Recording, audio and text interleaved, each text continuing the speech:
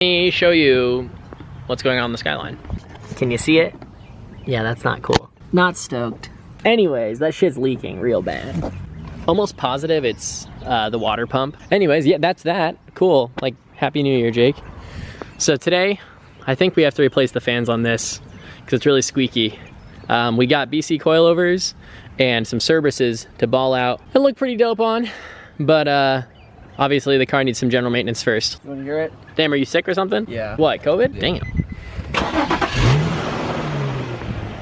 Damn, okay, Z's suck. There's like no space in this thing. There's two belts on the Z's. You have this big one, and then you have this guy over here. Besides not having space, it's really, really easy. There's just a 14 millimeter on that tensioner that you loosen, and then there's a 12 millimeter that you can tighten and loosen the tension of the belt, and then the same thing right there on the air conditioning line. So yeah, let's see if this thing squeaks or not. Jesus. Fuck it. Cool, I fixed it, awesome. Now the next order of business is unfortunately addressing this. Either way, I'm gonna go shop for some parts tonight because I'd rather have them here when it finally gets warm out. It's way too cold to be doing anything today. There's other fun stuff on the way for this car though, besides general maintenance of a water pump. I should probably do the timing belt too while I'm at it on this car, because on these, the timing belt, you have to take off the timing belt to do the water pump itself, so it's a good time to get in there and do all those tensioners and pulleys while you're at it too. As you can tell, Chance's car looks a little bit different than it did maybe earlier in the season.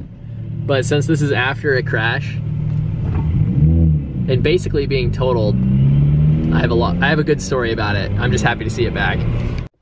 Okay, so Luke's car doesn't squeak anymore. Last night I went and grabbed Chance's S13 from the frame shop. More on that later. We'll talk about that in a new vlog. But today we're gonna get back to the usual, work on this S13. Started right up. The SR is doing good, besides some leaks that I gotta figure out. Weird coolant smell. So today, I got some cool GK Tech stuff. Absolutely love this company because they always have cool stuff that I need. So today, we're gonna do these offset rack spacers. Basically, I don't want to fab up and cut up that subframe to advance the rack forward about an inch or two. So these will do that for you. Something really important that apparently Steve doesn't even do, you want to Loctite these on so they don't wobble out. I've seen a few of these fail on Z32 guys, not just the GK Tech ones. I've seen PBM, GK Tech, and FPF or something like that. I think that's what Steve has, and Cole and T-Man all ran that at one point. But these never seem to have a problem on R chassis and S chassis. So we're gonna hope for the best on these. If you watch my vlogs of me drifting, I'll like grab the wheel and have to fight it back to lock, or it'll jump to lock, and this will hopefully make that rack stop over-centering. But the rack does need to get changed at some point. As for the Skyline, I'm just gonna go with these tie rod spacers. They're basically a little sleeve that goes inside of the rack and gives you a little bit more lock. We're gonna jack this thing up, and I'm hoping this installs pretty straightforward, but I'm gonna watch this GK Tech video. I think Officer Dan has one, and we'll see what he says about it. Dang him. I wish that was my ride height in the rear. Oh yeah. Then gonna try and put these in as well. These are basically like a hardened steering rack bushing that also advances the rack forward ever so slightly. So probably do those first. Well, first fuck up of the day. Those are mad stripped if you can't tell. That's on the actual bracket itself, so that sucks. But these are weird because they're two-piece. So the first one sits on top of the rack and the second one slips under here. You can't see, but there's a division in those, but you can see they're a little bit thicker, so it probably pushes the rack forward just a teeny tiny bit. But this one, the pointed part goes on the USDM driver's side. So let's pretend these are the GK Tech ones. Obviously it's filthy with oil and coolant, because what Nissan doesn't have that. So the GK Tech is split into two pieces like this, and then it's thicker right here. So with it being thicker, it moves the rack forward about 3 millimeters. And then combined with this goes into your rack, and then your tie rod sits out, you know, a significant distance further, right? The reason for that is when you're going lock to lock, the suspension binds up and will throw itself into what's called like over-centering, so it'll get stuck to lock one way or yank the wheel out of your hands. So to properly remedy this, you chop the subframe mount and move it forward an inch, which probably makes it react a lot better. But I don't really want to chop up this subframe when it's the only subframe I have. So we're doing this to basically move the rack forward about an inch, probably inch and a half.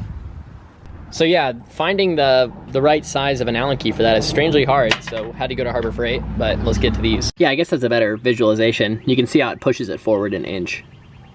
But yeah, so threw those in, threw some nice red Loctite on there just in case they don't back out. Unfortunately, I think this rack needs to go out, and I'm gonna have to get some different tie rods that have more thread going down. I was running an S14 outer and a Maxima, like an 08 Maxima inner, with not having that piece in there, but now that I have the offset rack piece, it actually pushes it out too far. So I need to get some more threads because I can't properly adjust my toe. I want to run about a degree of toe out, and I think we'll accomplish that with this. So yeah, I don't know. We'll see if this is gonna alleviate the problem. The bad rack is kind of the issue, but other than this, I don't know. I'm pretty excited on the car. What do you think? Word.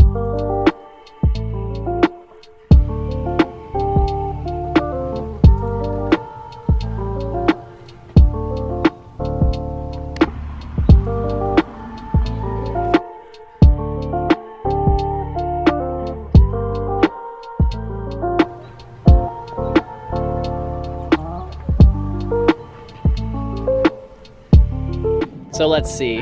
Also, those bolts on the header were loose, just like hand tight, so hopefully that'll help. And once again ends another vlog that's so all over the place, and I'm sorry, but we got Luke's Z to stop squeaking its belts, figured out how to replace those belts on the Z. We did the steering rack solid bushings that also move the rack forward a little bit. We did the offset rack spacers. Now I'm gonna end this by trying to ship these GTR fenders, and I don't know how that's gonna go, but I'm gonna try and box them up tonight. Thanks for watching, stay warm, I love you.